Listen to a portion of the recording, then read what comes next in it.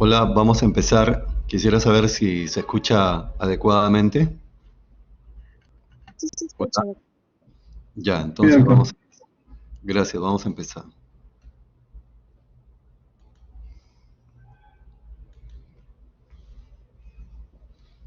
Hola a todos. Hoy vamos a hablar sobre síndrome motor. Síndrome motor es la alteración de la función motora. Por lo tanto, es necesario revisar la función motora, que consiste en la fuerza, tono y trofismo muscular, como ustedes saben. La vía piramidal se encarga de la función motora. ¿Dónde se origina la vía piramidal? Se origina en la quinta capa de la corteza, donde están las células gigantes de Betz. Sin embargo, sabemos que las células gigantes de Betz no son las únicas que van a originar la vía piramidal. Eso ya está demostrado. Un tercio se origina en el área 4, el área motora primaria. Está por delante de la cisura de Rolando. Un tercio en el área 6, área motora secundaria. Y un tercio en el área motora sensitiva primaria. Es por eso que cuando tenemos los síndromes piramidales, sobre todo de primera neurona, bueno, segunda neurona también, va a haber afectación de la sensibilidad.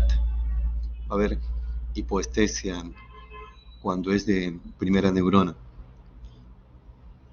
Abarca las áreas 3, 1 y 2.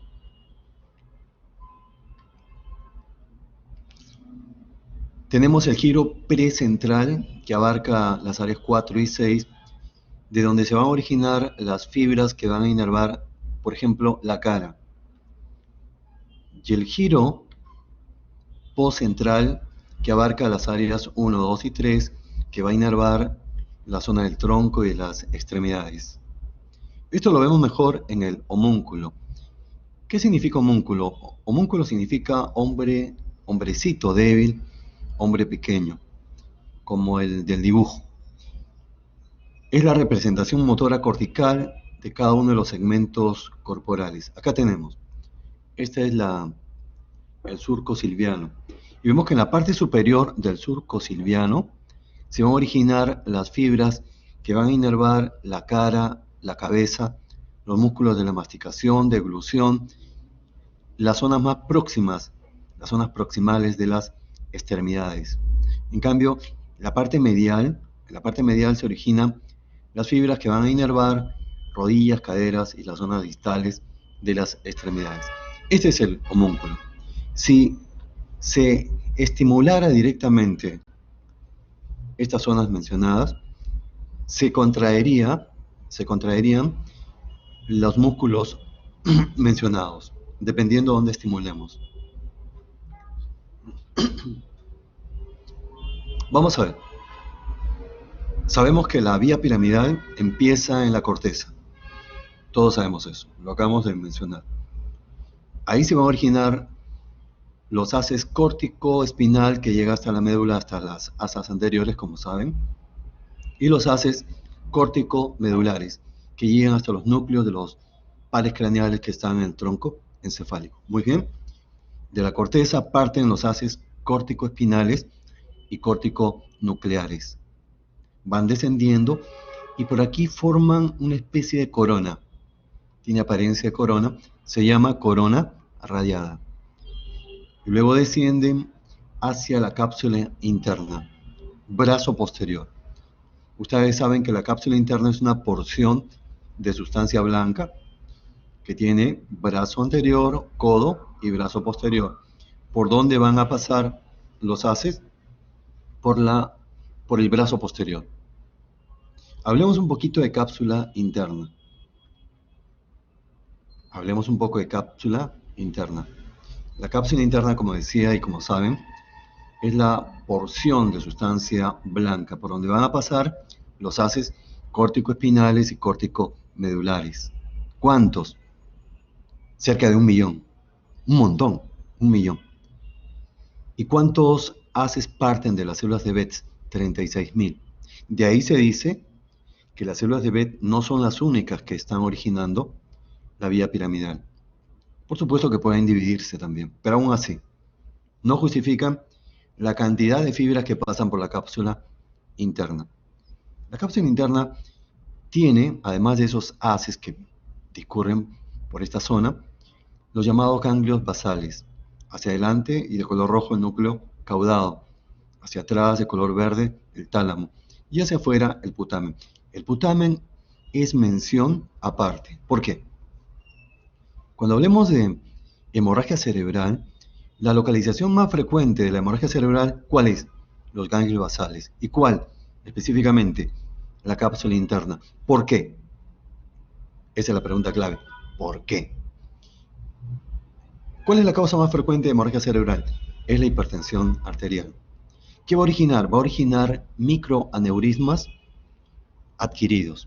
Y cuando se rompen, sangrado. Y resulta que las arterias que llegan al putamen son terminales. O sea, más fácilmente se forman microaneurismas en el putamen, porque son arterias terminales y sangran. Entonces recordemos, la localización del sangrado, en primer lugar, con más frecuencia es putamen y en segundo lugar, tálamo. Pero eso ya hablaremos posteriormente. Pues bien, esta es la cápsula interna. Luego veremos qué sucede cuando hay una lesión a nivel de la cápsula interna. Regresemos a nuestra lámina. Decíamos entonces que se originan los haces en la corteza de la vía piramidal, el córtico medular y el córtico espinal, descienden por la corona radiada hacia el brazo posterior de la cápsula interna. Y luego, de ahí van a descender hacia el tronco encefálico, a la primera porción, que se llama mesencéfalo. En el mesencéfalo, ¿qué núcleos de pares canales están? Básicamente el 3 y el 4. Luego, desciende hacia la protuberancia. La protuberancia está en los pares craneales, ustedes saben, 5, 6, 7 y 8.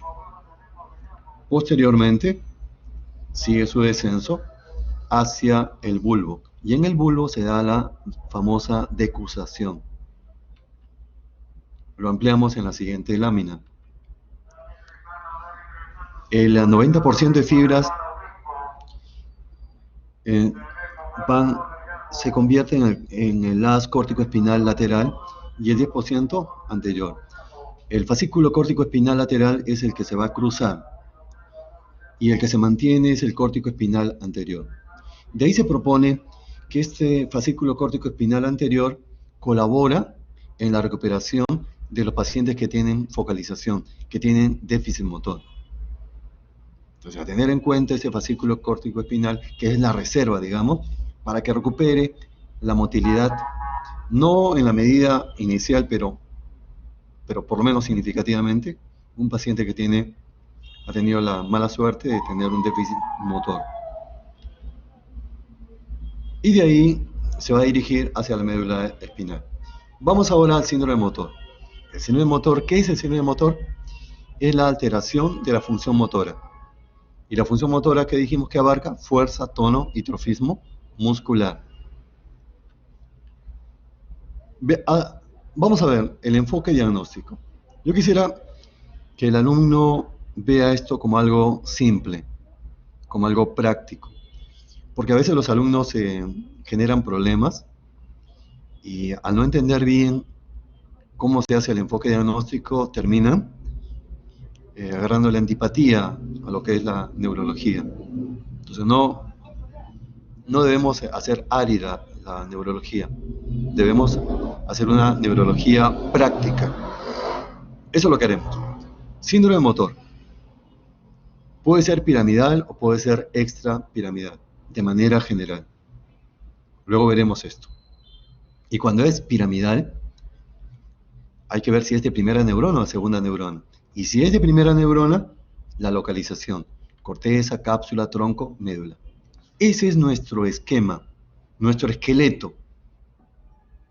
Yo les sugiero seguir estos pasos. Para hacer un diagnóstico oportuno que permite un manejo precoz, se requiere tener orden, un orden mental. Les sugiero que este esquema que está en la lámina luego pase a formar parte de su esquema mental. Continuamos. Entonces decíamos, frente a un síndrome motor, o sea, la alteración de la fuerza, el tonotrofismo, yo tengo que ver si es piramidal o extrapiramidal. Para eso necesito ver un par de signos. El signo de la navaja suiza. El paciente está con el brazo, supongamos que este es el brazo hipertónico. El brazo hipertónico y tiene dificultad para flexionar. El examinador porfía y logra flexionar el brazo totalmente. O si está flexionado, porfía y lo extiende totalmente, como una navaja suiza. Ese es el signo de la navaja. ¿Qué te está indicando? Que esta hipertonía es elástica. Y una hipertonía elástica se conoce como espasticidad. Y espasticidad es de síndrome piramidal. Pero no se olviden, el aumento del tono muscular que se da en el síndrome piramidal se conoce como espasticidad. Hipertonía elástica. Signo de la navaja. En cambio, en el síndrome extrapiramidal vamos a tener el signo de la rueda dentada. El paciente está hipertónico, también hay aumento del tono muscular. Y tratamos de romper esa hipertonía. La rompemos, pero otra vez aparece. La rompemos y otra vez aparece y se va formando como una rueda dentada. Estamos sintiendo como una rueda dentada. Lo podemos hacer clásicamente a nivel de la muñeca. También se le llama hipertonía plástica. Es como un plástico que se va acomodando progresivamente frente al movimiento que le damos. Eso se conoce como rigidez. Entonces, la hipertonía, el aumento del tono muscular que se da en el síndrome extrapiramidal, ¿cómo se llama? Rigidez. No es lo mismo espasticidad que rigidez. ¿Y cómo me doy cuenta que es un síndrome extrapiramidal? Muy simple, porque el paciente va a tener movimientos involuntarios. Una enfermedad clásica es la enfermedad de Parkinson. Típica, movimientos involuntarios y rigidez. Hay una mnemotecnia, para terminar nada más esta partecita, una mnemotecnia de la enfermedad de Parkinson es TEMBRA, para ver las manifestaciones más frecuentes de la enfermedad de Parkinson. TEMBRA. TEM, temblor en reposo. TEM, temblor en reposo. B, bradicinesia. Bradicinesia. R, rigidez, que estamos viendo. Y A es alteración postural. ¿Cómo te das cuenta entonces que es un síndrome extrapiramidal, que es enfermedad de Parkinson? Por esta mnemotecnia, TEMBRA, tiene temblor en reposo. Hay bradicinesia. Bradicinesia va a llevar a la incapacidad para hacer sus cosas. Rigidez y alteración postural. ¿En qué consiste esta alteración postural? Que el paciente no tiene una buena coordinación entre brazos y piernas y por eso se cae constantemente. Ya, pero eso es otro tema. Continuemos con lo nuestro. Vamos a evaluar, como le decía, la fuerza muscular. Y le recomiendo esta escala del 0 al 5. Para evaluar fuerza muscular del 0 al 5. Yo le explico de esta manera. Le pido al paciente, por favor, porque siempre hay que ser amable, levante su brazo. Y el paciente lo levanta. O sea, vence la gravedad. Si el paciente vence la gravedad, ¿cuántas cruces tiene? 3 cruces. ¿Ve? Luego, si vence la gravedad, le ofrezco resistencia. Pongo mi mano sobre su brazo y le digo, levante todo su miembro superior o su extremidad superior sin doblar. Pero clásicamente decimos brazo, ¿no? Entonces le digo, levante su brazo, pero sin doblar el codo. Y venza la fuerza que le estoy poniendo en el brazo. Si lo hace adecuadamente, si vence la fuerza que le estoy poniendo, digo que tiene 5 cruces. Pero si vence inadecuadamente la fuerza que yo le estoy poniendo, 4 cruces. Nos vamos hacia abajo. Vamos a suponer que le digo, levante el brazo, no lo hace. No puede hacerlo. Entonces es 2. Podría ser 2. Le digo, mueva de costado, de un lado, mueva de un lado a otro. Si lo hace, es 2 cruces. Si le digo, mueva su brazo de un lado a otro, no puede hacerlo, debe ser 1. Entonces le digo, contraiga su músculo, lo hace, 1. No puede contraer los músculos, 0. Así que tenemos, si es 0, se conoce como plejía. 0, no hay movimiento. Del 1 al 4 es paresia, disminución del movimiento. Ahora, dependiendo dónde se dé esto, o en cuántas extremidades, cambia de nombre. Si es una sola extremidad, es monoparesia o monoplejía. Si es en 2 extremidades, por ejemplo, las 2 extremidades inferiores, será paraparesia. Cuando ustedes escuchen paraparesia o paraplejía, se refieren a miembros inferiores. Cuando la debilidad es en miembros superiores, ahí tenemos que ser más específicos, es decir, paraparesia de miembros superiores. Paraplejía o paraplegia es lo mismo, se puede decir paraplejía o paraplegia como tú quieras, pero tengo que especificar. Repito, si ustedes escuchan paraparesia o paraplejía, ¿se refieren a qué? Miembros inferiores. Pero si ese miembro superior le tienen que decir, o ustedes tienen que decir, que es paraparesia o paraplejía de miembros superiores. Cuando abarca las 4 extremidades, es tetraparesia. Por ahí pueden escuchar el término cuadriparesia, pero que no es adecuado. Si es la mitad del cuerpo, hemiparesia o hemiplejía. Eso lo vamos a ir desarrollando a lo largo de esta pequeña charla. Continuamos. Esta lámina, estas tablitas, estos cuadros, es necesario aplicarlos en el paciente y no se aburran. No tengan pereza, decir, oh, ¿quién va a aplicar todo eso? No, es necesario. Empezamos con el movimiento del cuello. Movimientos pasivos, movimientos activos y movimientos contra resistencia. Ahí tenemos que pasar por todos los movimientos del cuello. Flexión. Pega el mentón al pecho. Flexión. Lleve la cabeza hacia atrás. Extensión. Lateralización. Incline la cabeza a la izquierda, a la derecha. Rote la cabeza hacia la izquierda, hacia la derecha. Cuando los movimientos son pasivos, los hace el examinador. ¿Y qué estoy explorando ahí? Estoy explorando tono muscular, o sea, la resistencia al movimiento. Movimiento pasivo, ¿qué evalúo? Tono muscular. En cambio, movimiento activo y contra resistencia, evalúo fuerza muscular. Activo. De preferencia, tú tienes que hacer el movimiento que el paciente lo repita. Haga esto, pegue el mentón a su pecho. Y yo lo hago, y el paciente tiene que imitarme y procurar hacer lo mismo. Y después le voy a poner resistencia, pero no en todos los movimientos. Pongo mi mano en la frente del paciente y le digo, pegue el mentón sobre su pecho, y le pongo resistencia. Entonces el paciente tiene que vencer mi resistencia y pegar el mentón sobre el pecho. O le pongo atrás, en la región occipital, y le digo, extienda la cabeza. Y ahí evalúo la fuerza contra resistencia. También puede ser en la rotación, para la rotación.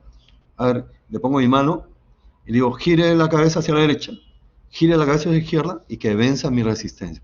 Ahí yo estoy evaluando contra resistencia. Lo mismo para los hombros. Los movimientos de flexión y extensión, aducción, abducción, rotación interna, rotación externa. ¿Cómo memorizar esto? Yo lo hago de esta manera simple. Flexión, brazos arriba. Extensión, brazos hacia atrás. Muy bien. Aducción, tóquese los brazos, los hombros con los brazos cruzados. Esa es aducción. Abducción, levante sus brazos hacia arriba. Esa es abducción. Rotación interna. Con sus dos brazos, tómese esa rotación interna. Rotación externa. Con sus brazos, tóquese la espalda. Fácil. Puede ser uno por uno también. Solo que lo estoy, para fines didácticos, ambos. Pero es mejor uno por uno. Repito, flexión, levante la extremidad superior hacia arriba. Extensión, hacia atrás. Aducción, tóquese los hombros con los brazos cruzados. Abducción, levante los brazos. Rotación interna, tóquese la región occipital con las manos, o la nuca. Y rotación interna, tóquese la espalda con las manos. De manera pasiva, de manera activa y contra resistencia. Contra resistencia a la flexión. Pongo mi mano sobre el brazo y le digo, levante el brazo sin doblarlo, con oposición. Derecho, izquierdo. Y evalúo. La resistencia ya les he dicho para qué. ¿Recuerdan? Contra resistencia para ver si es grado 4 o 5. Si la fuerza contra resistencia es adecuada, es grado 5. Si la fuerza contra resistencia es inadecuada, grado 4. Para eso. Y de la misma manera para los codos, flexión, extensión, pronación, supinación, muñecas, flexión, extensión, lateralización, y las manos, los dedos, flexión, extensión, cuando junto los dedos, aducción, separo los dedos, abducción. Puede ser contra resistencia también. Agarro con mis manos los dedos del paciente y le digo, abra los dedos, y le pongo resistencia. O sea, trato de impedir que abra sus dedos. Estoy poniendo resistencia al movimiento de abducción. Y luego vamos a miembros inferiores. Cadera. El paciente está echado. Levante la pierna, entendiéndose por pierna todo el miembro inferior derecho, izquierdo. Levante la pierna. Flexión. Extensión, tiene que estar de pie el paciente. Aducción. Cruzamos las piernas. Abducción. Separamos las piernas. Rotación interna. Acá no se van a equivocar. En rotación interna, yo llevo el talón hacia afuera de la línea media. Esa es rotación interna. Y rotación externa, llevo el talón hacia adentro. Esa es rotación externa. O sea, me guío por el talón. Rodilla, flexión, extensión. Tobillo, flexión, extensión, eversión e inversión.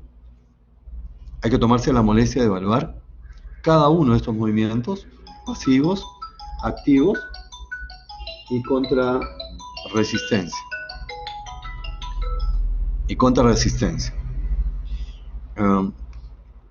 Vamos ahora a cómo diferenciamos si es de primera neurona o de segunda neurona. De primera neurona o segunda neurona. Estoy dictando clase.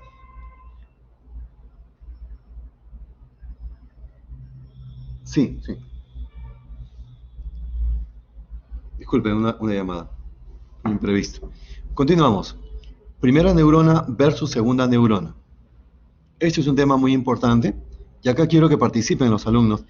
El otro día me dijeron que no podían abrir los micrófonos. Esperemos que esto no suceda. Me gustaría que participen en esta parte del camino. Ya sé que es un sino piramidal. Perfecto. El siguiente paso es ver si es de primera neurona o de segunda neurona. Voy a abrir todo. Todo lo abro. Bien. Menos eso. Entonces digo, primera neurona. Pero lo de abajo también creo, porque sí, es importante lo de abajo. ¿Cuál es la función de la primera neurona? La función de la primera neurona es inhibir el tono muscular y los reflejos osteotendinosos. Inhibe el tono muscular y los reflejos osteotendinosos. Bueno, la primera neurona, entendiéndose que participa activamente en la función motora, pero quiero que tengan presente esto, que además inhibe el tono muscular y los ROT, de tal manera que si hay una lesión de la primera neurona, ¿qué va a pasar con el tono muscular? ¡Pah! Se dispara, hiperreflexia. Hiperreflexia es el aumento de los reflejos osteotendinosos. El ROD normal es 2 cruces. 3 cruces ya es hiperreflexia. 4 ya hay una hiperreflexia severa que se llama clonus. Eso lo voy a agregar en la siguiente clase. Después, entonces decimos que aumenta el tono muscular, o sea, hay espasticidad, y aumenta los reflejos, hay hiperreflexia. Eso es típico de primera neurona, parálisis espástica hiperreflexiva. En cambio, la segunda neurona es al revés. Va a estimular el tono muscular, va a estimular los reflejos osteotendinosos. De tal manera que en una parálisis de segunda neurona, ¿qué va a haber? Flacidez, ¿qué va a haber? Hiporreflexia o arreflexia. Entonces, yo puedo recordarme, entonces no todo es memoria, yo puedo hacer asociación de ideas. ¿Cómo recuerdo primera neurona? Por la función de la primera neurona inhibe normalmente el tono muscular y los ROD. De tal manera que si hay una lesión de primera neurona, será una parálisis espástica hiperreflexiva. Segunda neurona, al revés. Debe ser una parálisis flácida hipo o arreflexiva. Y la segunda neurona se encarga del trofismo muscular. Si hay una lesión de segunda neurona, desde el inicio habrá atrofia muscular. De todo el muslo puede ser, o parte del muslo, de algunos músculos. Pero hay atrofia muscular. En cambio, eso no sucede en primera neurona. En primera neurona, el trofismo al inicio está normal.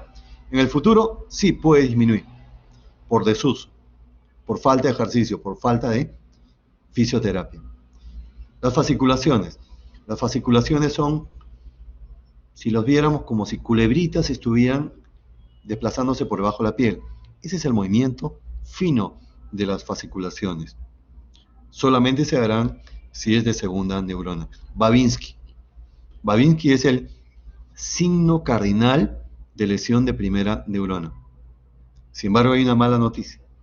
¿Cuál es la mala noticia? Que Babinski no aparece desde el primer día, si no sería mucho más fácil. Babinski aparece a partir del quinto día, cuarto, quinto día. O sea, al inicio no se confíen de Babinski.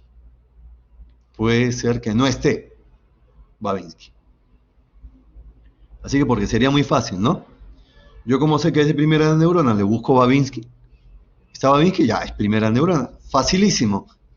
Pero la medicina no. La medicina no es fácil, la medicina hay que hacerla fácil, que es otra cosa. Así que quiero plantear 2 escenarios para los alumnos que tuvieran a bien participar. 2 escenarios. 1, el que estoy hablando.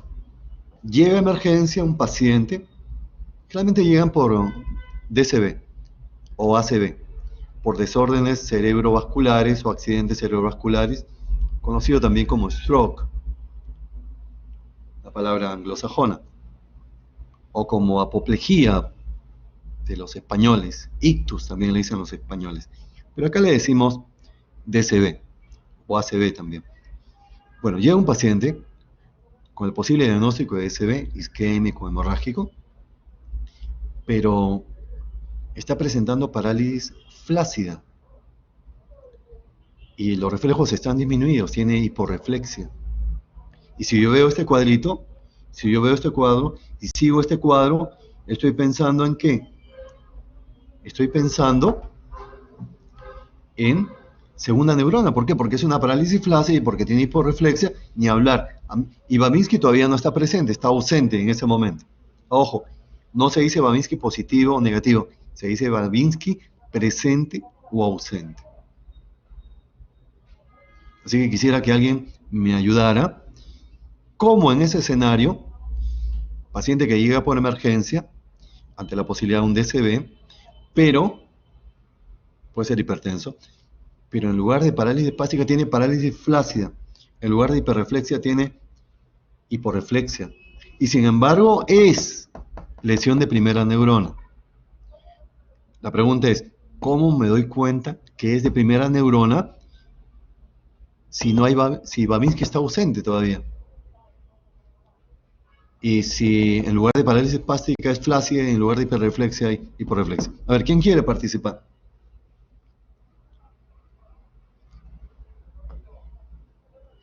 Otra vez no funcionan los micrófonos.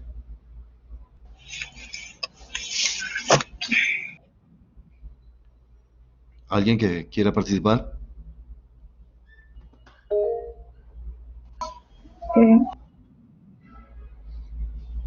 Adelante. Vamos, no importa que se equivoquen, no importa. La idea es que conversemos también, ¿no? Doctor, Doctor, ¿se podría hacer A ver. un signo de la navaja para evaluar si es un síndrome de la primera neurona piramidal? Sí, pero en ese momento todavía no hay espasticidad. No podría evaluar ese signo. En ese momento estoy encontrando flacidez. A ver, doctor, a ver. sí, podríamos evaluar si es que en este caso la flacidez es localizada o es total en todo el miembro. Si es que es en todo el miembro, en todo un lado es de primera neurona, y si es focalizada podría ser segunda neurona. Bueno, puede ser, pero imagínate que tiene una hemiparesia flácida. Ahí está, pon eso. Brachioclural izquierda flácida, con hiporreflexia. O que sea solamente la extremidad inferior, flácida y con hiporreflexia. Ahora, tu observación es interesante, puesto que segunda neurona generalmente es bilateral. La lesión de segunda neurona generalmente es bilateral, porque es medular. Pero otra, acá del cuadrito, a ver, fíjense. Sigan la idea. Doctor, ¿se Es podría una... ver que hay presencia de fasciculaciones? Claro, pero no tiene fasciculaciones, no hay. Te ayudaría para segunda neurona, pero no tiene. Pero lo que estoy diciendo es que después se demuestra que es de primera neurona. Después se demostró que era de primera neurona por el estudio de imágenes. Pero yo quiero saber si en ese momento que este cuadro de lesión de primera neurona está simulando uno de segunda neurona, yo podría haberme dado cuenta, a pesar que Babinski estaba ausente, de que era de primera neurona. Sí, mirando ese cuadrito yo puedo. La puedo acertar. Una de esas características me ayudaría. ¿El trofismo? ¿Por el trofismo? Claro, excelente, eso es. Eso es. El trofismo sí o sí está comprometido en segunda neurona. Y si es de primera neurona, no, porque hemos dicho al inicio no.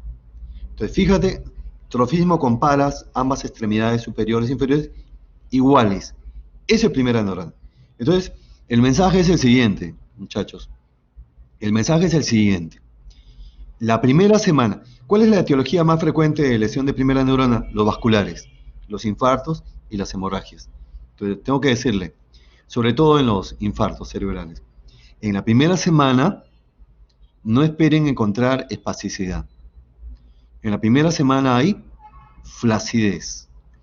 Primera semana hay flacidez e hiporreflexia, que les puede confundir obviamente con de segunda neurona, porque Babinski no es tan precoz. Entonces, ¿cómo van a dar la respuesta, a darse cuenta? Por el trofismo. Ya, ese es un tip que les estoy dando. Esto no se encuentra fácilmente en los libros. Otro escenario. Suponiendo que es un paciente que ha tenido un infarto cerebral el año pasado y se ha ido recuperando y que quedó con cierta hemiparesia derecha.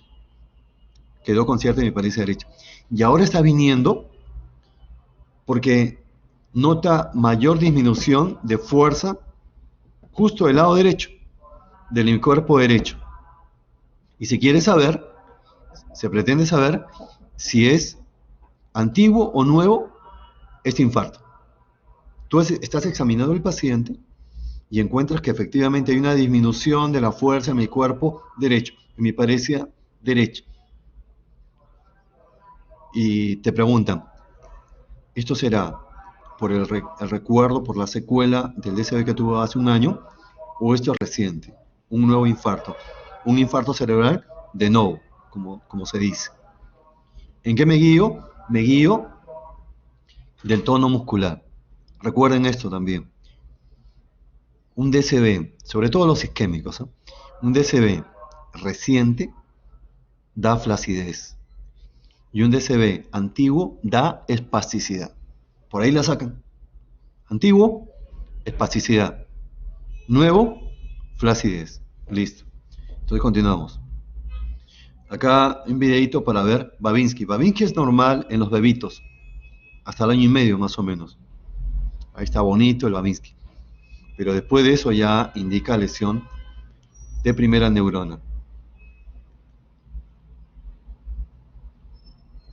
Está estimulando la planta y se hiperextiende el primer ortejo del pie, Babinski.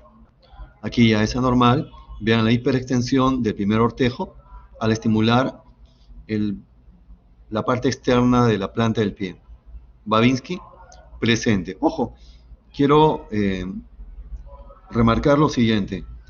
Se debe decir Babinski presente.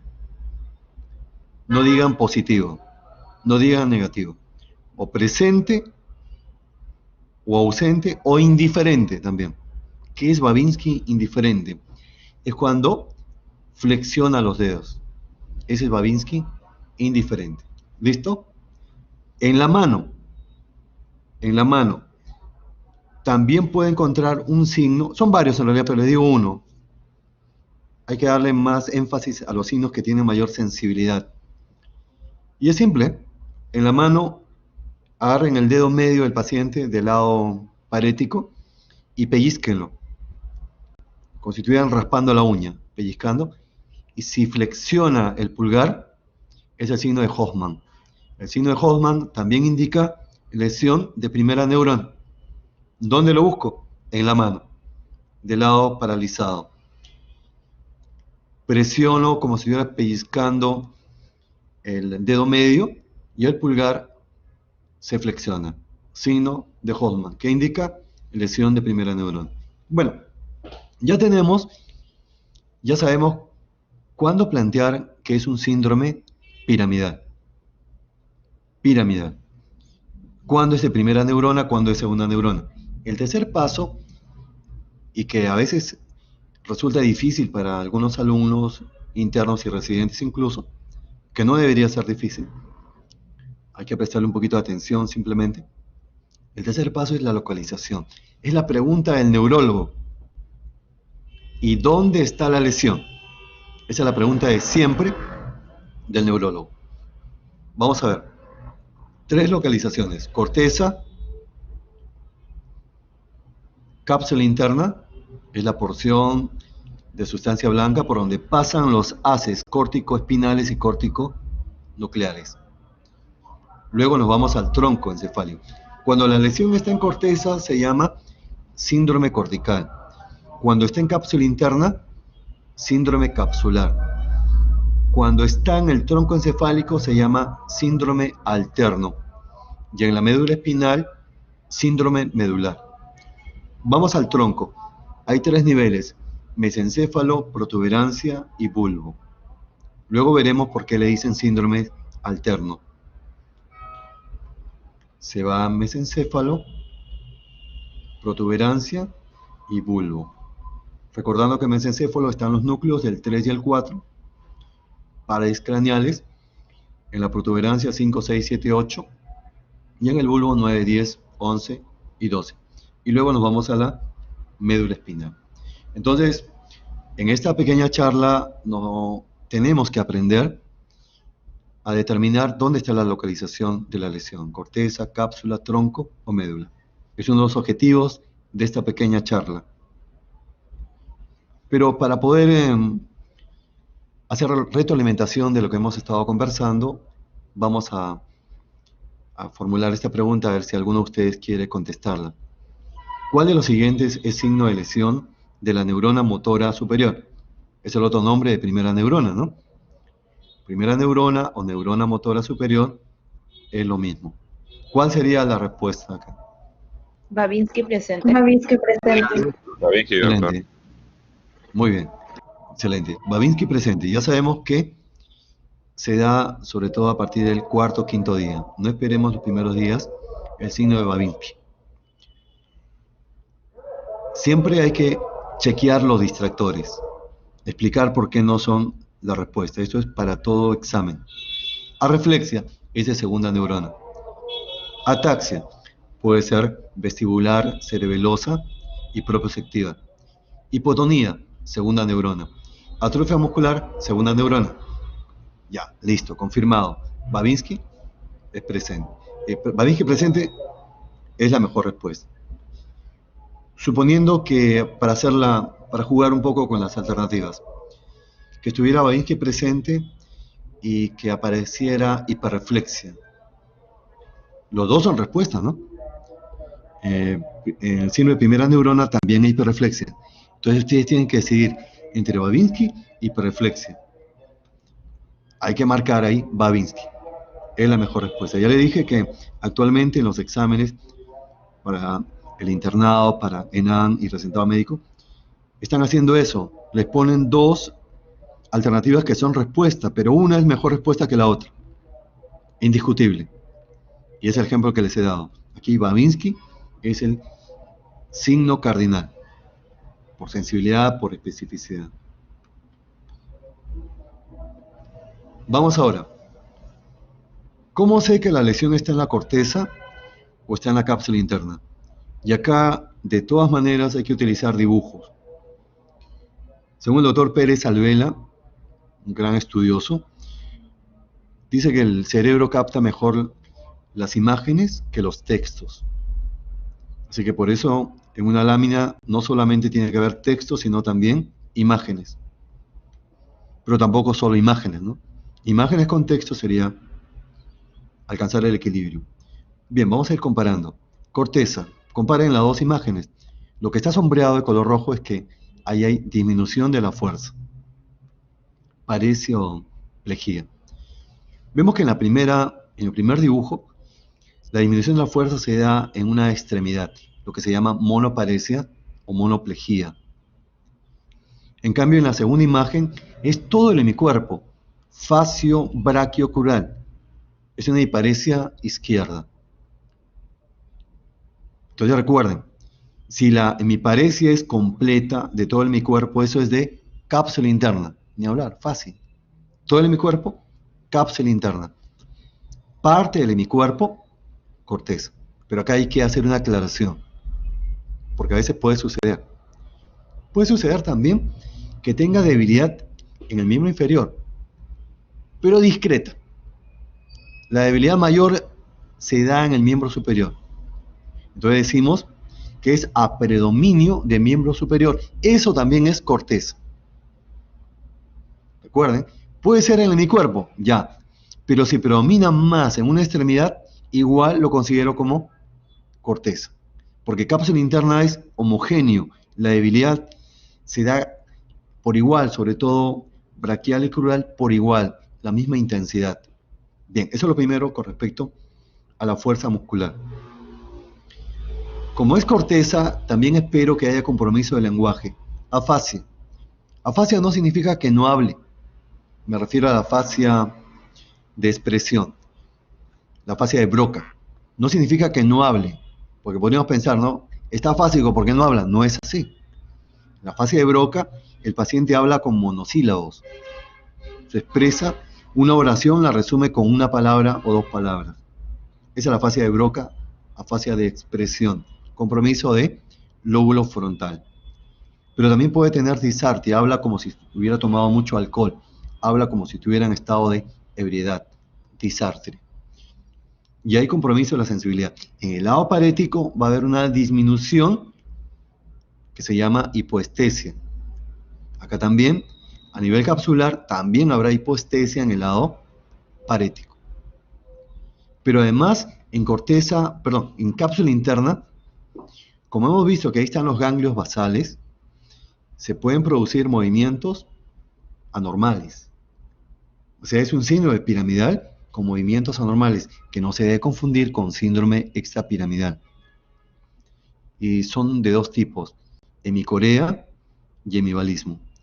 Justo hay un video, el siguiente me parece, en la siguiente lámina, un video de una paciente que vimos en emergencia. Le voy a contar un resumen apretado, pero quisiera que vean primero. Ahí está. Luego volvemos a la lámina que hemos pasado. Quiero que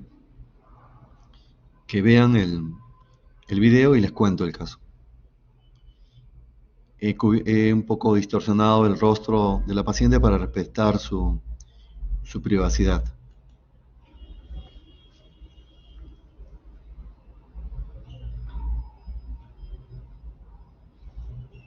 Estamos viendo movimientos en mi cuerpo izquierdo, movimientos desorganizados, irregulares.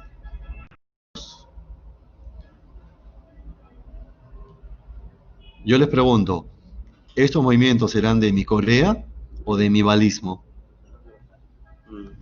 ¿Quién quisiera contestar? Hemivalismo, doctor. Hemivalismo.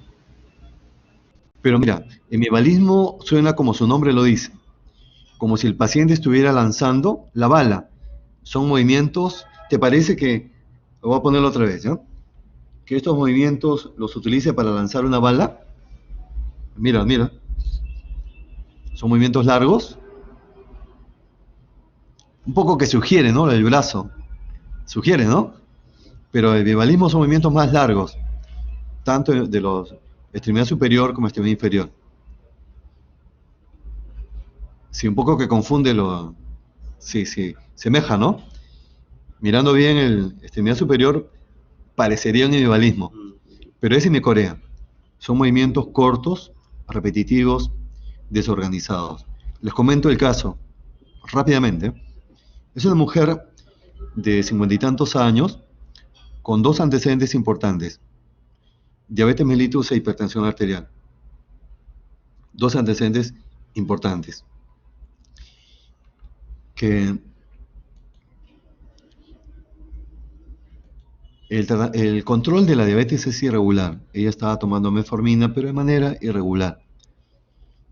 De pronto, el día que ella llega, ya los días previos estaba presentando síntomas de hiperglicemia, que son polidipsia, poliuria, polifagia. Pero el día que ella llegó, cuenta el familiar que se quejaba de mayor sintomatología de hiperglicemia, mayor sed, tenía además astenia, cansancio, fatiga, y debuta con estos movimientos involuntarios en mi cuerpo izquierdo. Entonces llega a emergencia. Yo les pregunto, bueno, lo primero que piensan pues es que diabética y hipertensa está haciendo un DCB, ¿no? Que es un síndrome piramidal de primera neurona. ¿Localizado dónde? ¿A quién me dice? ¿Corteza, cápsula, tronco o médula? ¿Corteza, cápsula, tronco o médula? Cápsula.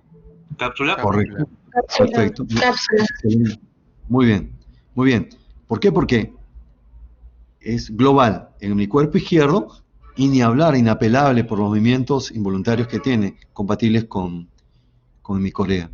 Ni hablar, debe estar en cápsula interna. Muy bien. Pero ¿qué resulta? Acá dos posibilidades, ¿eh? Por la evolución, le digo por la evolución. Le hacen una glicemia y tenía 325. Pero le hacen el AGA, cuerpos cetónicos, no era cetoacidosis. No estaba, era una diabetes mellitus descompensada tipo 2, pero no era una complicación aguda, no era cetoacidosis. Y lo más curioso es lo siguiente, que le manejan la hiperglicemia con insulina, y no les estoy mintiendo, que luego de 12 a 18 horas, una vez que se normalizó o estaba ya en rangos aceptables la glicemia, remitió todo eso.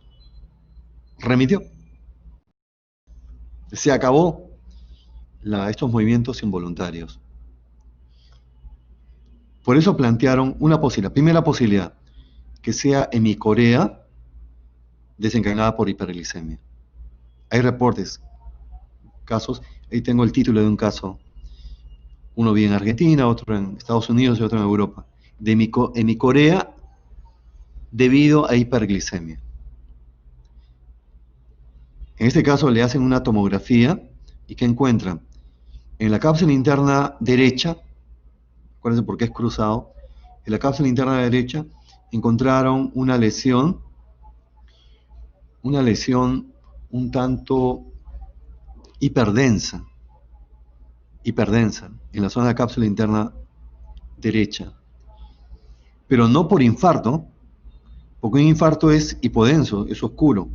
No, que es una zona hiperdensa, pero no tan hiperdensa como sangre, tampoco ha sido sangre.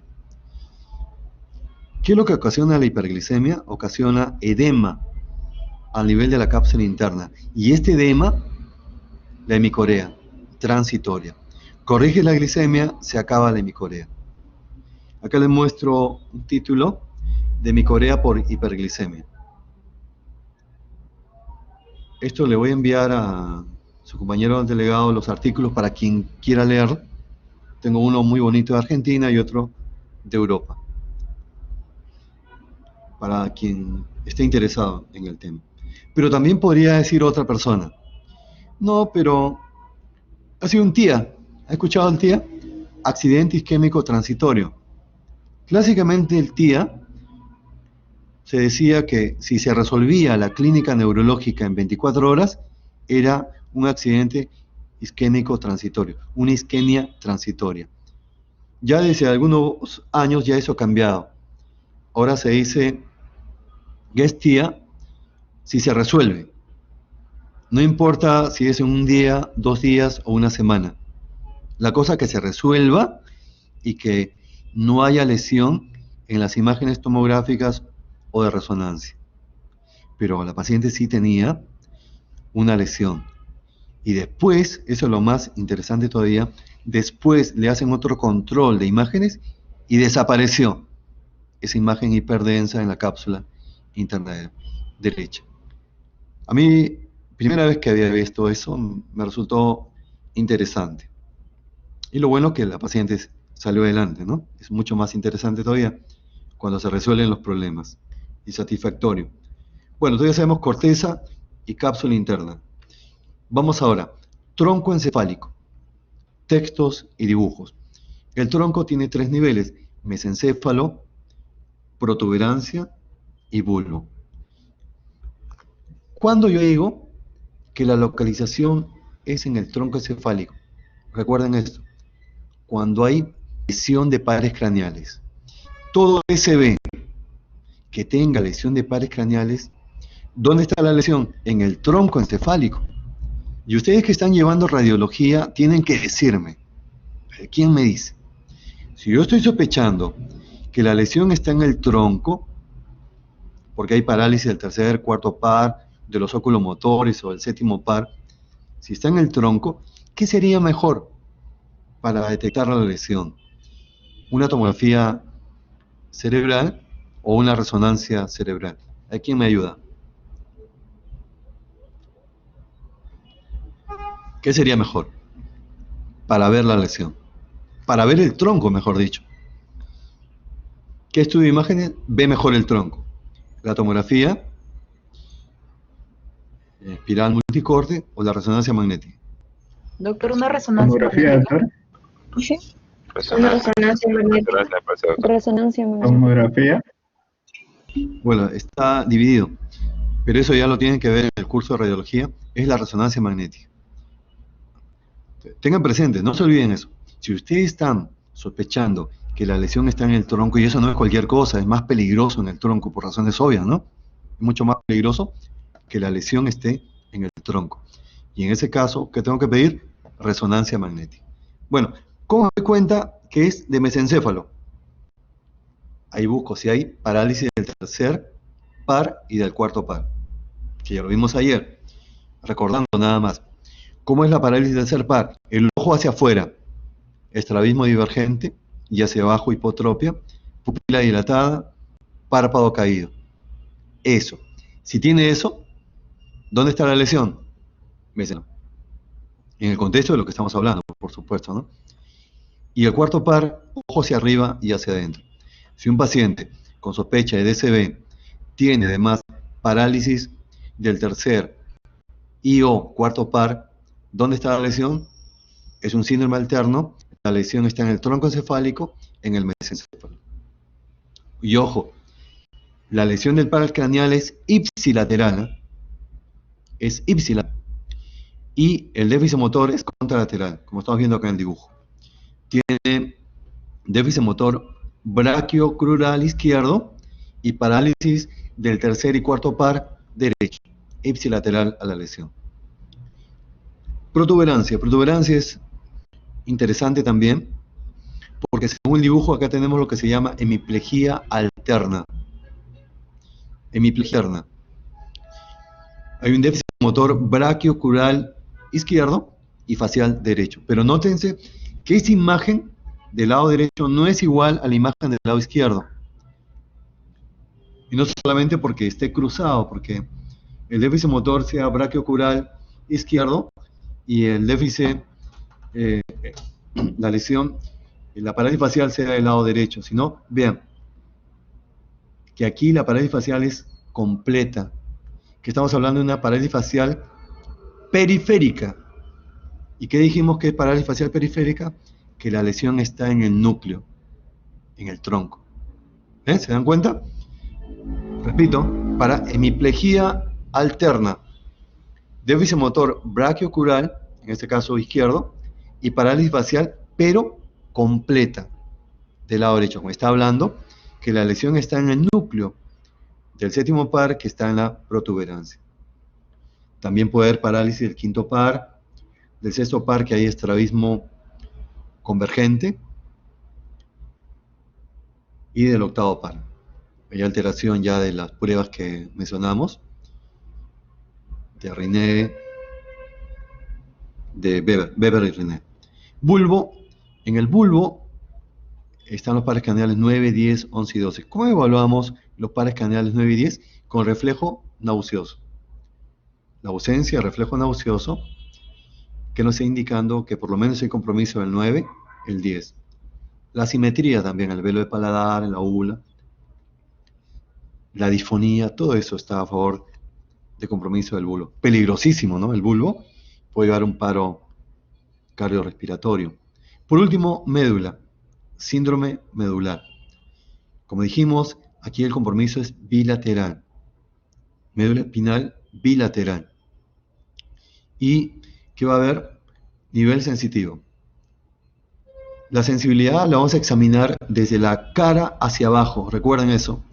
La sensibilidad, porque a veces empezamos en el pie hacia arriba, pero lo más práctico sería de arriba hacia abajo. ¿Por qué? Para poder detectar nivel sensitivo. Estamos evaluando dermatoma por dermatoma y, por ejemplo, a nivel del T4, hacia abajo ya no hay sensibilidad. Eso se llama nivel sensitivo. ¿Qué te está diciendo? Que podría ser una compresión medular. Bien, entonces ya hemos repasado cómo determinar si la lesión está en la corteza, en la cápsula interna. Corteza, síndrome cortical; cápsula interna, síndrome capsular; tronco encefálico en sus tres niveles, mesencéfalo, protuberancia y bulbo; síndrome alterno; y médula espinal. Médula espinal, pero de primera neurona, porque también hay de médula espinal de segunda neurona, que lo veremos al final. Ya vimos el video, ya vimos el reporte y las preguntas. A ver, ¿quién puede dar la respuesta aquí? La lesión del subtálamo, esa es una pregunta del residentado médico. Ojo, es una pregunta para los médicos generales que quieren ya acceder a una especialidad. Tener una especialidad es una necesidad para poder ser feliz, o sea, como médico, para realizarse como médico, y no quiere decir que esté ninguneando a los médicos generales, de ninguna manera, pero por lo que he visto, por mi experiencia, por lo que observo, se requiere tener una especialidad. Y no hay especialidad que sea mejor que la otra, porque eso son tonterías. No, que esta especialidad es mejor. y la otra no sirve. No, esas son tonterías. Cada quien se puede realizar y tener el dinero que quiera en la especialidad que le guste. Eso es un hecho. Entonces no se dejen contar cuentos. La lesión del subtálamo se manifiesta por, y tienes ahí las alternativas. ¿Cuál sería la respuesta? Si es del subtálamo. ¿Cuál, cuál sería la respuesta? Ojo, subtálamo, zona de ganglios basales. ¿Ah? Acá la lesión está en la zona de los ganglios basales. ¿Qué esperamos encontrar?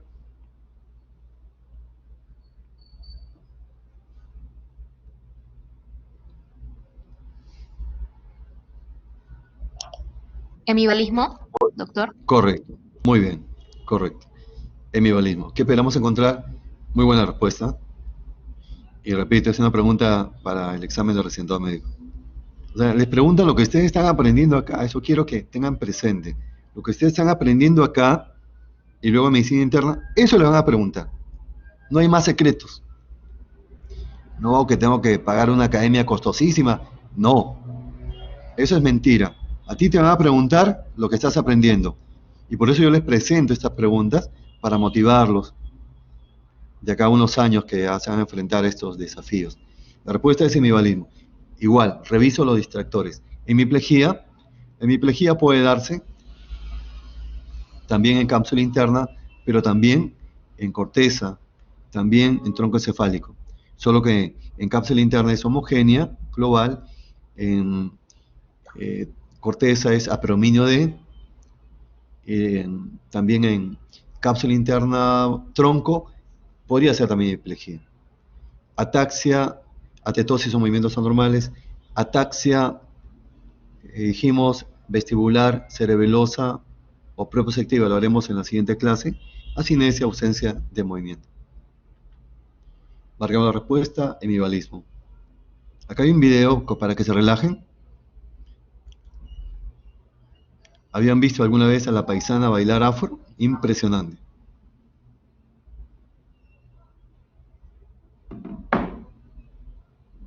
Listo, ya se relajaron. Continuamos con esta pregunta. En una hemiplegia facio-braquio-crural izquierda global, ¿la lesión probablemente se localiza? Me está diciendo que el paciente tiene una hemiplegia izquierda global. ¿Dónde está la lesión? Ya sabe. ¿Dónde está? Cápsula interna. Correcto. La neurología es facilísima. ¿Quién dijo que la neurología era difícil? Facilísima. Y esa es una pregunta del examen de los españoles, del MIR. La respuesta es cápsula interna. También reviso los distractores. Frontal. Si el déficit motor, perdón, si la lesión es frontal, el déficit motor es crural, básicamente en miembro inferior. Si es talámica, es en todo el hemicuerpo, es una hemiparesia, hemiplegia, pero con dolor, porque es el tálamo. El paciente se queja de dolor, es una hemiplegia dolorosa. Mesencefálica, con parálisis de qué par craneal, del 3 y el 4. Listo. Esta de acá es una pregunta bonita, es un caso clínico bonito, antiguo, pero válido. Válido. Dice, paciente acude por presentar parálisis del músculo recto externo del ojo izquierdo, o sea, hay parálisis del sexto par, y parálisis facial ipsilateral del séptimo par. O sea que, ¿qué tiene? Lesión del sexto, el par 6 y el par 7. Es una lesión, es un síndrome alterno tal vez. ¿Y dónde está la lesión? ¿Dónde están los núcleos del 6 y el 7? Protuberancia. Entonces debería marcar protuberancia. Pero esta pregunta va más allá. Te está diciendo, correcto, la lesión está en protuberancia, pero en el surco que da hacia el mesencéfalo, o sea, el ponto mesencefálico, o el surco que da hacia el bulbo protuberancial. ¿Qué opinan? ¿Quién me dice? Ya sabemos que está en protuberancia, pero quiero saber si está en la frontera con el mesencéfalo o en la frontera con con el bulbo. ¿Dónde estará? Doctor, el bulbo protuberante. Hacia abajo, correcto, muy bien, buena respuesta, muy buena respuesta. Vean, o sea, yo pensaba que con aprender que está en la protuberancia era suficiente, pero no, ¿no? Tengo que ver si está arriba o abajo, hasta eso pregunta. Y acá la respuesta, muy bien, es a nivel del surco bulbo protuberancial. Listo. Esto para que se relajen, el cerebro masculino, las áreas del... Dicen que lo que más piensan los varones, sobre todo jóvenes, es sexo, y sexo ya. Habilidades domésticas, nulo. Glándula de excusas, bueno, disculpen esa palabra, excusas tontas mejor. Mejor pasamos a... acá, el cerebro femenino. El cerebro femenino es el área más grande del hemisferio de necesidad de compromiso. Ustedes son jóvenes de la 2020, de este nuevo milenio, y las chicas se supone que ya no tienen el pensamiento de las chicas anteriores, las generaciones anteriores. Pero sin embargo, considero que aún así, son chicas millennials, pero hay una necesidad de compromiso. Es cuando ahora los jóvenes dicen cuando están saliendo son salientes. Esa palabrita utilizan, ¿no? Son salientes, o sea, no hay compromiso. Pero son salientes, pasa un día, 2 días, 3 días, y la chica le pregunta, siendo salientes, y le pregunta, amor, ¿y qué somos? Entonces, esa es la necesidad de compromiso que también tienen las millennials. Centro de chocolate, un área grande, cuando hay tristeza, que buscan comer chocolate, o si no, ir de compras.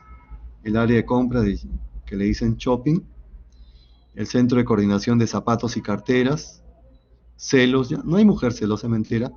Habilidades telefónicas, ahorita están escuchando esta clase, pero están chateando por el WhatsApp. Y están captando la clase, es lo más increíble. Bueno, continuemos, ya se relajaron.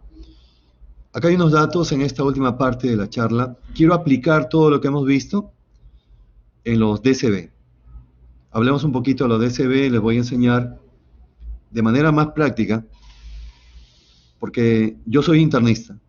O sea, mi punto de vista, esta clase es desde el punto de vista del internista, que trato de hacer lo más fácil. No quiero decir que el neurólogo la haga difícil, pero algunos neurólogos la hacen difícil. No estoy mintiendo ahí. Entonces, yo procuro hacer esto lo más simple y fácil posible. Algunos datos que tenemos que recordar si pretendemos hablar de los DSB. Este de acá, por ejemplo, que llega a gran cantidad. Bueno, el órgano que recibe mayor volemia son los riñones. El cerebro tiene lo suyo también. El 20% de la volemia llega al cerebro. Esta presión arterial media es importantísima. Hay que mantenerla entre 60 y 130 para que se dé la autorregulación renal. Por ejemplo, si a un paciente es hipertenso y yo le doy antihipertensivo y me paso de la raya, está todavía normal, ¿eh? Un paciente de 70 años, yo le estoy dando antihipertensivo y llevo la presión sistólica, la llevo a 110. ¿Eso está bien o está mal? Está mal.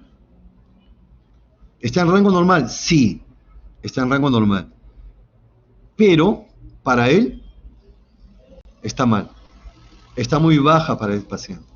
A eso me refiero. ¿Por qué? Porque estamos anulando esta autorregulación renal. No puedo bajar a 110 la presión un paciente adulto mayor o muy mayor, porque le estoy llevando al riesgo de que tenga un infarto cerebral. Hay que tener presente eso. A ver, le voy a hacer una pregunta de razonamiento, ¿no? A ver quién me contesta esto. Tengo por un lado una hemorragia cerebral y por otro lado un infarto cerebral. Muy bien. Ambos son hipertensos. Yo pregunto, ¿en cuál de los dos tengo que ser más intensivo? ¿Tengo que bajarle más la presión arterial? ¿En cuál de los dos tengo que bajar más la presión arterial? ¿En el que tiene hemorragia cerebral o en el que tiene infarto cerebral? A ver, ¿quién puede contestar? ¿En cuál de los dos tengo que hacer un manejo antihipertensivo más intenso? ¿Hemorragia cerebral o infarto cerebral? ¿Quién me contesta?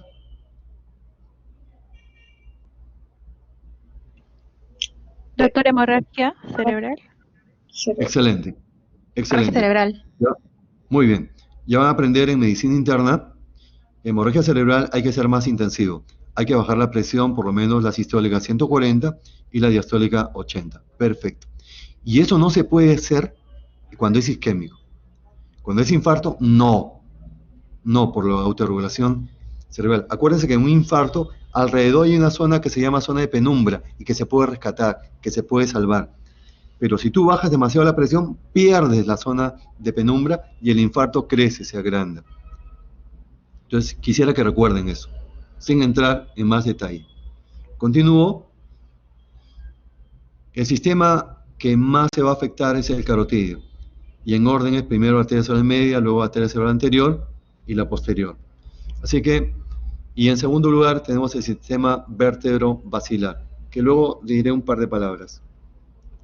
Tenemos acá, no voy a hacer desarrollar toda la lámina, sino solamente lo que nos interesa. ¿Qué es más frecuente? El infarto cerebral, 80%, y la hemorragia cerebral, 20%. Si comparamos el isquémico por trombosis y por embolia, ¿cuál es más frecuente? Por trombosis, nada más. Y la forma de inicio del DCB isquémico por trombosis es insidioso, y el DCB isquémico embólico, un paciente que tiene fibrilación auricular, por ejemplo, cardioembólico, será brusco, al igual que la hemorragia.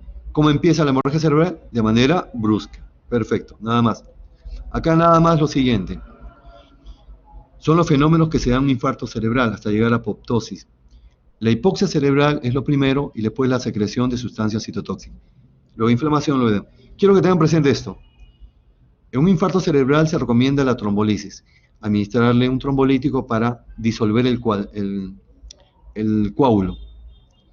Y actualmente se tiene de 3 horas y media a 4 horas y media para hacerlo. Luego ese tiempo ya no da resultado. Luego ese tiempo no da resultado. Así que, ¿por qué? ¿Por qué 3 horas y media? Pues mire, ¿qué predomina a 3 horas y media? Las sustancias citotóxicas. O sea, lo que se trata es que se disuelva el coágulo antes que se produzca el pico de sustancias citotóxicas, que son las que va a producir inflamación, edema y muerte de la neurona. ¿Se recuerdan eso? La trombolisis en infarto cerebral de 3 horas y media a 4 horas y media como máximo. Varón de 50 años, diabético, hipertenso, que inicia con hemiplegia, hemianestesia del lado derecho. Tiene hemianopsia izquierda, eso lo hemos visto también, la pérdida de la mitad del campo visual y desviación de mirada hacia la izquierda. Ya. El paciente tiene un DCB. ¿Será corteza, cápsula, tronco o médula? ¿Quién me puede contestar? ¿Corteza, cápsula, tronco o médula? Si es hemiplegia con hemianestesia derecha. Hemiplegia derecha con hemianestesia. Corteza, cápsula, tronco o médula.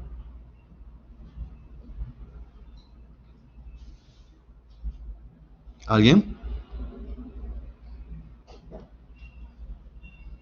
Creo que ya se fueron. Cápsula interna, muy bien. Perfecto, entonces cápsula interna. Es territorio, cápsula interna de arteria cerebral media. Territorio de arteria cerebral media. ¿Cuál será? ¿Izquierda o derecha? La arteria que está obstruida. ¿Cerebral media izquierda o cerebral media derecha? La derecha.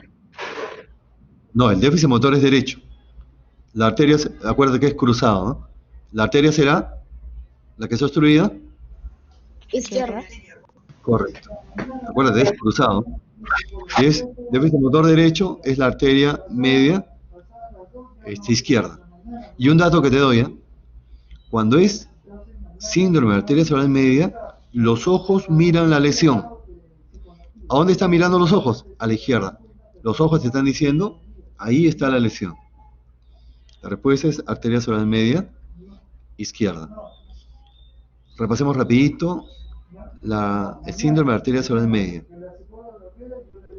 que nace de la carótida, acá está, esta es la carótida interna, y de ahí nace la arteria cerebral media, acá está, que va a dar ramas a su vez. Eso lo vamos a ver rapidito. Acá está la carótida interna, y acá está la arteria cerebral media.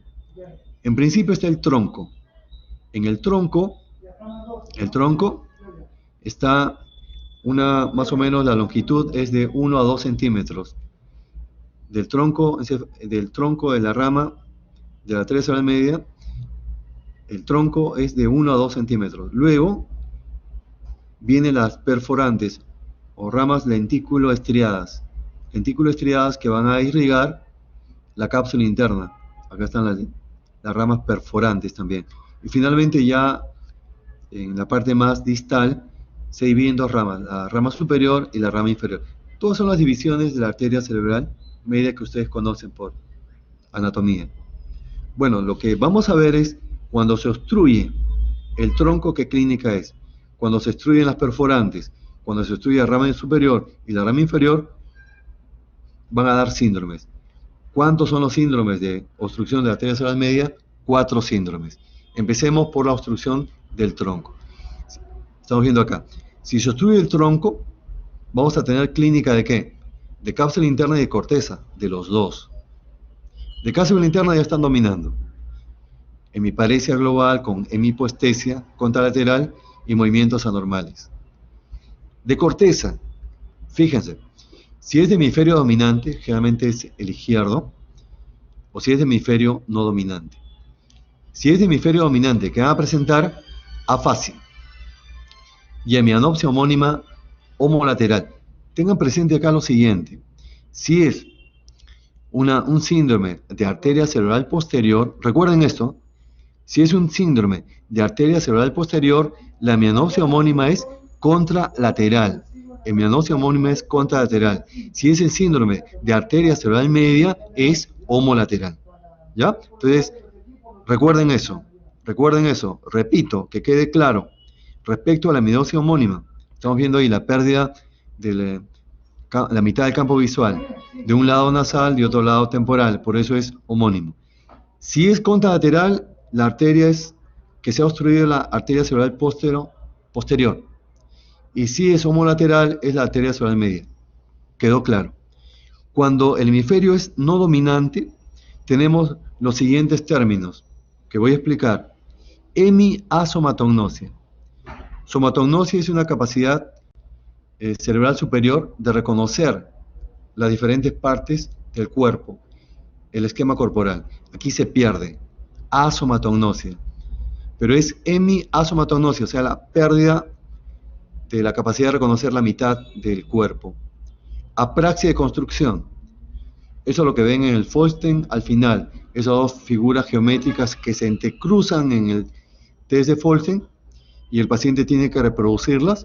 La capacidad de reproducir imágenes en un modelo es praxia de construcción. Cuando se pierde la capacidad es apraxia de construcción. Esto se va a ver acá. Y anosognosia. Anosognosia es la capacidad de anosognosia es la pérdida de la capacidad de reconocer partes del cuerpo. No puede reconocer su mano, no puede reconocer su brazo, derecho y izquierdo. Bien, eso es cuando se obstruye todo el tronco de la arteria cerebral media. Clínica de cápsula interna y clínica de corteza va a depender si es dominante y no dominante. Esto hay que repasar. Cuando se obstruyen las perforantes, o es un motor, síndrome motor puro, un motor sensitivo puro. Y luego las ramas distales.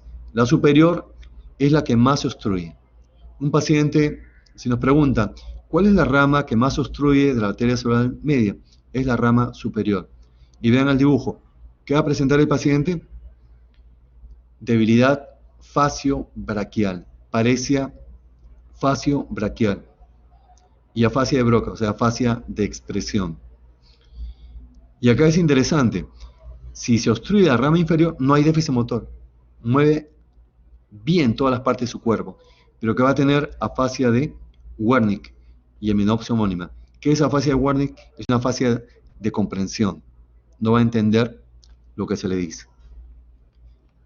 Listo. Estos son los síndromes de arteria cerebral media. Vamos a la anterior. La anterior es más fácil. La anterior también es deriva de la arteria carótida interna. Acá está la media y acá está la anterior. Y acá está la comunicante anterior. En la comunicante anterior, vemos en el siguiente, en la comunicante anterior, ¿qué suele darse? Suelen localizarse los aneurismas congénitos, que al romperse dan hemorragias subaracnoideas. Y el paciente puede morirse. Es una emergencia médica. Es fácil. Arteria cerebral anterior, ya lo dije. La debilidad muscular es a predominio ¿qué? Crural. Crural, acá está. Cuando es un infarto grande, ¿cuándo es un infarto grande? Cuando es más del 60% de un lóbulo. O si vemos todo el hemisferio, más del 30% de todo un hemisferio. Se van a presentar los signos de liberación frontal. Es decir, signos del bebito. Cuando un bebito, la mamá le roza el dedo por la comisura labial, tiende a succionar. Es el reflejo de succión. La mamá ya sabe el reflejo de succión. Cuando un bebito le pasas la mano por los dedos por su mano, tiende a sujetar tu mano, y no es porque le hayas caído bien, sino porque es un reflejo normal, es el reflejo de prensión. Pues bien, estos signos de liberación frontal no tienen por qué estar en un adulto. Si están presentes, ¿qué te están indicando? Que hay lesión frontal. Entonces es un cuadro ya de demencia vascular. Parafasias. Parafasias, que seguramente lo han visto en su clase de funciones cerebrales superiores. En parafasia, que se va a presentar la alteración del vocabulario. Parafasia es la alteración del vocabulario. Le explico así rápidamente. Le muestro un objeto, le cambia de nombre, o se olvida, no lo reconoce, o repite el mismo nombre para diferentes objetos. Eso es parafasia. Y parafasia es de la arteria cerebral anterior. Apraxia es la incapacidad para hacer órdenes secuenciales que tengan un fin determinado. Y también, por último, en la arteria cerebral anterior se pueden dar manifestaciones autonómicas, disautonomías. Se puede presentar bradicardia, hipotensión e incluso arritmias. ¿Cuál es el infarto que suele o que podía dar arritmias? Es el infarto de territorio de la arteria cerebral anterior. Posterior. Vamos a la posterior, ya estamos terminando esto. En la posterior también es interesante. ¿Por qué? La hemianopsia homónima va a marcar, le va a decir que están frente a una un síndrome de arteria cerebral posterior. Ante un síndrome de arteria cerebral posterior, fíjense si tiene hemianopsia homónima. Si es contralateral, ni hablar, es síndrome de arteria cerebral posterior. Si es homolateral, será de lo que hemos hablado ya antes, de arteria cerebral media. Pues bien, acá es contralateral. Si se va, acá está la hemianopsia homónima contralateral. Cuando se va hacia la derecha, está hablando de territorio de arteria cerebral posterior izquierda. ¿Y qué más? Incapacidad para leer. No puede leer. Se llama alexia, pero sí puede escribir. Me acuerdo una vez una paciente que yo le mostraba una palabra que decía reloj. Y la paciente decía, no puedo leer, pero sí sé para qué sirve. Sirve para ver la hora, pero no podía leer. Esa es alexia sin agrafía. Y cuando es derecho, la hemianopsia homónima es hacia la izquierda. Y el paciente tiene alteración de la memoria y de la orientación. Y tiene esto que hay que remarcar, negligencia visual izquierda. Es decir, negligencia visual izquierda significa que en el campo visual izquierdo no reconoce, no quiere decir que no ve, sino que no reconoce los objetos. Yo creo que hasta ahí está bien. Vamos a ver si se ha entendido.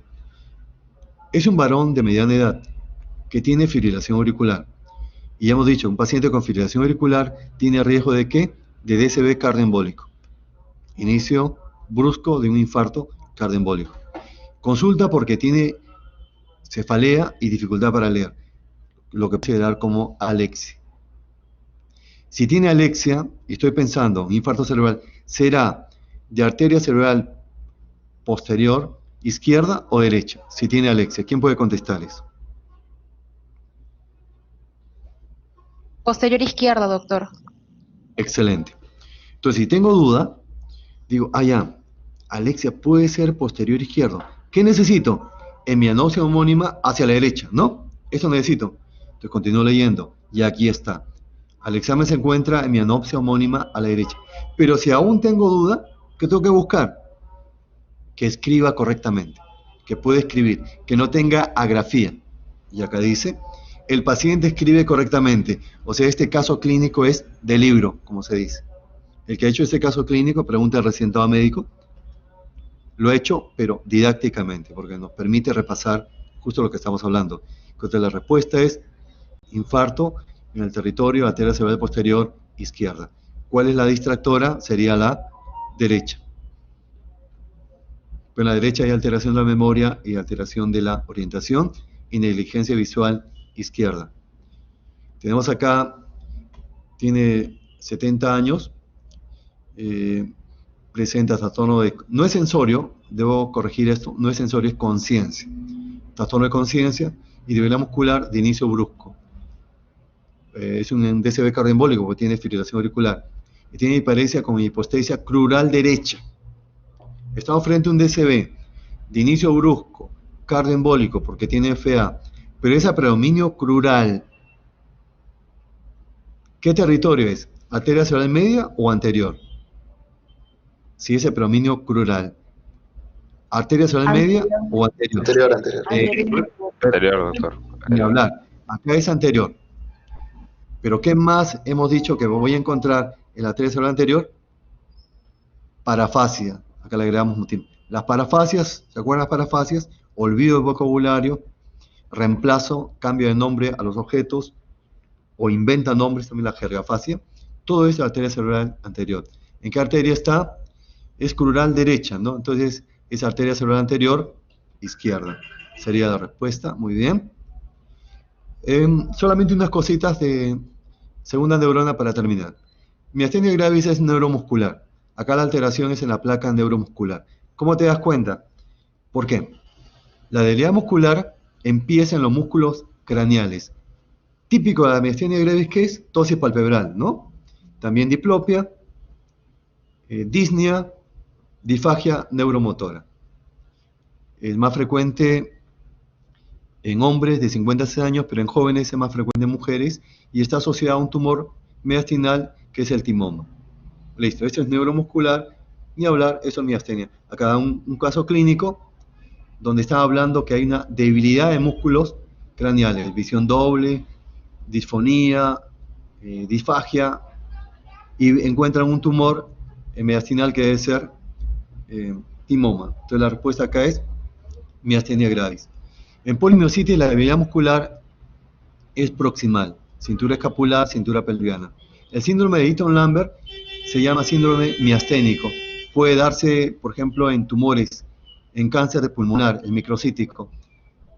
Puede dar un síndrome miasténico. ¿Cómo se diferencia en miastenia, síndrome miasténico? Es que el síndrome miasténico no compromete la cara. Fácil, ¿no? No compromete la cara. Guillain-Barré, ahorita lo vamos a ver, y tétanos ya es otra cosa. Guillain-Barré. Ya con esto acabamos. Guillain-Barré. Acá en este caso es una debilidad muscular ascendente. Empieza en las piernas y va ascendiendo. Hay flacidez y hay reflexo, o sea, segunda neurona. Nada más eso, hay compromiso también de la sensibilidad. Paciente se queja de parestesias, disestesias, o sea, sensación de adormecimiento. Si hay sensación de adormecimiento con dolor, eso es disestesia, así de simple. Parestesia con dolor, eso es disestesia. Hay manifestaciones autonómicas, también un paciente con Guillain-Barré puede hacer hipertensión arterial transitoria o arritmias también. Y en resumen, este es un síndrome de Guillain-Barré pero posinfeccioso. ¿Por qué se da? por el llamado mimetismo molecular. Les explico en 2 palabras. La bacteria que produce con más frecuencia el síndrome de Guillain-Barré es el Campylobacter jejuni, que produce diarrea inflamatoria en los niños pequeños. Vean, acá está la bacteria. La bacteria tiene en su superficie unas zonas llamadas epítopes, porciones antigénicas, el LOS y el LPS, los lipopolicáridos y los liposacáridos. Bueno, ¿qué resulta? Que estas zonas antigénicas, el LOS y el LPS, lamentablemente tienen un parecido con los gangliósidos, que son los que cubren los nervios periféricos. Entonces, se produce la respuesta inmune, anticuerpos contra el LOS y el LPS, y lamentablemente esos anticuerpos también atacan los nervios periféricos y producen una desmielinización. Eso es el síndrome de Guillain-Barré postinfeccioso. Frase clave, ¿cuál es? Mimetismo molecular. Así en resumen. Por último, en una parálisis reflexica ascendente de rápida progresión, ¿cuál es el diagnóstico más probable? Ni hablar. Eso es Guillain-Barré. Miastenia gravis empieza por la cabeza. O hay una disminución de los músculos, de la fuerza de los músculos craneales. Tosis palpebral, disfonía, disfagia, diplopia. Hipercalemia, también hablamos en su momento de hipercalemia. La hipercalemia puede simular, como tiene un ejemplo, o la hipocalemia, mejor aún, de Guillain-Barré. ¿Cómo la sacas? Que la hipercalemia produce, se va repitiendo, que se llama una parálisis periódica hipercalémica. Guillain-Barré no se repite tan rápidamente. Botulismo. Botulismo más bien se parece a miastenia gravis, también esa por los músculos craneales. Pero ¿cómo la sacas que es botulismo, no miastenia gravis? Por el perfil del paciente, que es joven varón y agricultor. Por ahí la sacas. Y listo. Muchas gracias por la atención. Ya continuaremos la próxima semana. Sean felices. Sí, doctor. A Gracias, ustedes. doctor.